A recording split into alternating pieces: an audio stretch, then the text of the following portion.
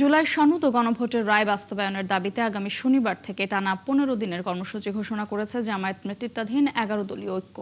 আজ কর্মসূচি নির্ধারণী বৈঠক শেষে তথ্য জানান জামায়াতে ইসলামের সেক্রেটারি জেনারেল অধ্যাপক মিয়া গোলাম পরোয়ার। তিনি জানান 18 এপ্রিল রাজধানীতে গণমিছিলের পাশাপাশি 25 এপ্রিল সকল বিভাগীয় শহরে একই কর্মসূচি পালন করবে 11 দলীয় জোট। প্রত্যেক জেলায় গণমিছিল হবে 2 মে। এর মাঝের দিনগুলোতে বিভাগীয় শহর ও জেলাগুলোতে আয়োজন করা হবে সেমিনার। এছাড়া বিভাগীয় শহরে সমাবেশ ও রাজধানীতে মহাসমাবেশ করবে জামায়াতের নেতৃত্বাধীন জোটটি।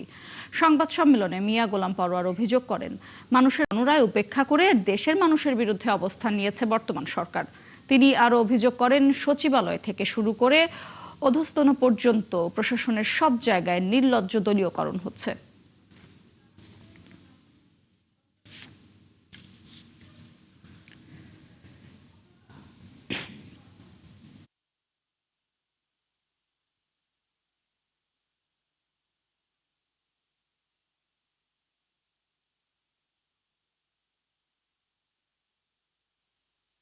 18 এপ্রিল শনিবার 11 দলের উদ্যোগে রাজধানী ঢাকায় গণমিছিল অনুষ্ঠিত হবে ইনশাআল্লাহ।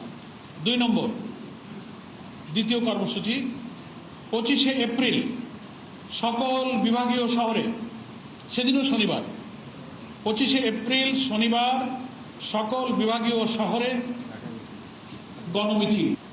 তৃতীয় মে মাসের 2 তারিখ 2রা মে, সেদিনও শনিবার, প্রত্যেকটি জেলা হেডকোয়ার্টারে জেলা 11 দলের উদ্যোগে বিশাল বিশাল গণমিছিল জেলা সদরে অনুষ্ঠিত হবে ইনশাআল্লাহ।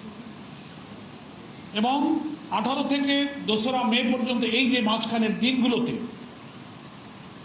প্রত্যেকটি বিভাগীয় শহরে এবং গুরুত্বপূর্ণ জেলা শহরগুলোতে সেমিনার অনুষ্ঠিত হবে।